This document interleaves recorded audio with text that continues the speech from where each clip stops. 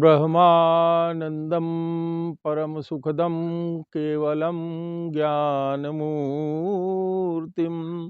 द्वन्द्वातीतं गगनसदृशं तत्त्वमस्यादिलक्ष्यम् एकं नित्यं विमलं अचलं सर्वधी साक्षिभूतं भावातीतं त्रिगुणरहितं सद्गुरुं तं नमामि।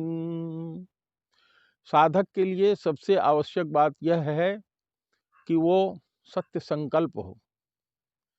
सत्य संकल्प का बनने के लिए आदमी को अपने मन में ऐसे छोटे छोटे विचार लाने चाहिए जिसको कि वो पूरा कर सके। उदाहरण के लिए, यदि आप दुकानदार हैं और अपने मन में संकल्प लेते हैं कि हम किसी भी व्यक्ति से 5% से ज़्यादा प्रॉफिट नहीं लेंगे, यदि कभी कोई ऐसी परिस्थिति आती है जिसमें किसी सामान का दाम 2 गुना हो जाता है, तो उस समय भी आपको अपनी यही बात रखनी चाहिए कि हमने तय किया है कि हम 5% से ज़्यादा प्रॉफिट नहीं लेंगे, तो 5% ही वो ले। यानी उसने जो संकल्प किया था उसी को सत्य करने के लिए उसी पे जुड़ा रहे। गोस्वामी जी ने लिखा, राम सत्य संकल्प प्रभु सभा काल बस तोर, मैं रघुवीर शरण अब जाहु देहि जन खोर। भगवान के जो 8 गुण बताए गए हैं, लक्षण बताए गए हैं, उस लक्षण में एक लक्षण सत्य संकल्प है। साधक को भी चाहिए कि वो सत्य संकल्प रहे। छोटे छोटे इसी तरह से संकल्प अपने जीवन में लीजिए और उनको अपने जीवन में आप पूरा करिए। ये नहीं कि यदि कोई समस्या आ गई तो संकल्प के लिए कोई विकल्प रख लिया और उस संकल्प को छोड़ दिया। नहीं, समस्या आएगी। हम आज ही का उदाहरण आप लोगों से कहते हैं। कल हमारे प्रबंधक जी शाम को आए और उन्होंने कहा कि गुरुजी, आज हम लोगों को जो श्रावस्ती के कार्यक्रम में चलना है, देखिए आज बहुत ज़्यादा ठंड है, सिकुड़न बढ़ रही है, ठिठुरन बढ़ रही है। सभी लोग जो साधक हैं चलेंगे तो किसी के पास हो सकता है ऐसा साधन न हो, किसी के पास फुल स्वेटर न हो, किसी के पास और किसी तरह की दिक्कत हो और लोग बीमार हो सकते हैं। तो हमारे आश्रम के वर्मा जी से कहा, श्री धूपचंद वर्मा से, वर्मा जी ने कहा नहीं, हम लोग सत्य संकल्प हैं, संकल्प ले लिया है तो चलेंगे। और वर्मा जी ने ये कहा कि यदि और कोई चलने को तैयार नहीं होता तो हम अकेले बस पकड़ करके जाएंगे और इस कार्य को पूर्ण करके हम लौटेंगे। और आप लोग देखिए, 9 बजे जब हम लोग चले हैं तो उस समय भी धूप नहीं थी। आने के समय रास्ते में आपने देखा कि बढ़िया धूप खिल गई और यहाँ पहुँच करके आपने देखा कि जितना ठिठुरन था, गलन थी, सब खत्म हो गया। सुंदर धूप आपको मिली और आप जिस उद्देश्य से आए थे ध्यान के लिए, वो आपने ध्यान किया।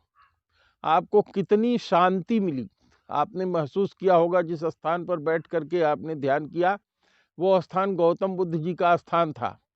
जेठ वन जिसको कहते हैं वही स्थान है जिसको जैत वन भी कहा जाता है।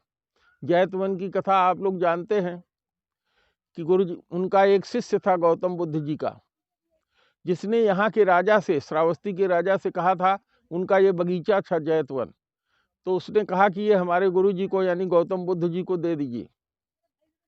उस राजा के राजकुमार ने कहा कि जहाँ उनका हमारा ये घर है और जैत वन तक, और जैत वन को पूरा अगर तुम सोने की असरफियों से पूरे जमीन को ढक दोगे तो मैं वो तुम्हें दे दूंगा। और उनका वो शिष्य बहुत ही संपन्न था, उसने अपना पूरा धन ले आकर के रात भर में उनके जो बगीचा था जैतवन का उसमें बिछाना शुरू कर दिया। आधे से ज्यादा उसने बिछा दिया था। इस बात को जानने के बाद वो राजा का जो राजकुमार था बहुत ही शर्मिंदा हुआ और उसने कहा कि चलो मैं ये जैतवन आपको देता हूँ। और फिर उस सेठ का नाम बाद में अनाथ पिंडक हुआ। अनाथ पिंडक वो इसलिए कहलाया कि जिस किसी को भी भोजन नहीं मिलता था, जो कोई भी वहां पहुंच जाता था, उसके रहने का, भोजन की व्यवस्था वो करता था। उसने अपना सर्वस्व गौतम बुद्ध जी के कार्य में, उनके समस्त कार्यों में जिसको वो करना चाहते थे उसमें पूरा का पूरा उसने लगा करके अपना जीवन सफल बना लिया। तो आप देखो सत्य संकल्प होने का परिणाम क्या हुआ। जब तक इस धरा पर महात्मा गौतम बुद्ध जी का नाम रहेगा तब तक इसका भी नाम रहेगा। इसलिए व्यक्ति को सत्य संकल्प होना चाहिए। यदि आपने संकल्प लिया है कि मैं अमुक कार्य करूंगा और रोज मैं ध्यान करूंगा, भगवान का भजन करूंगा, आरती करूंगा, तो आप सत्य संकल्प तभी होंगे जब आप 5 मिनट का समय निकालें और उस कार्य को उस तरह से पूरा करें। आप देखेंगे धीरे धीरे धीरे धीरे जो भी संकल्प आपके मन में आएगा वह संकल्प पूरा हो जाएगा। यही कहलाता है सत्य संकल्प। और इसीलिए जो व्यक्ति सत्य संकल्प हो जाता है वो जितना भी संकल्प लेता है वह संकल्प उसका पूर्ण होता है।